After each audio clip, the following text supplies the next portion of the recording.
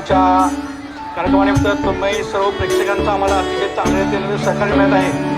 तसेच आपले विद्यार्थी आपण आमच्यासाठी एक अंकुर मी म्हणतो, जसं आपण त्यांना पाणी घालणार त्यामध्ये अंकुर फुलवणार आणि अंकुर हे मडकं फुलवायचं काम आमचे शिक्षक म्हणजे सर्व स्टाफ सर्व आम्ही करत आहोत। तर याच्या काळात त्यांनी काही माणसे स्टेजवर असतात त्यांचं नाव होतं, पण जी पाठीमागे माणसांना बॅक स्टेज असतात त्यांचा खरोखर सत्कार करणं महत्त्वाचं आहे आजच्या दिनी।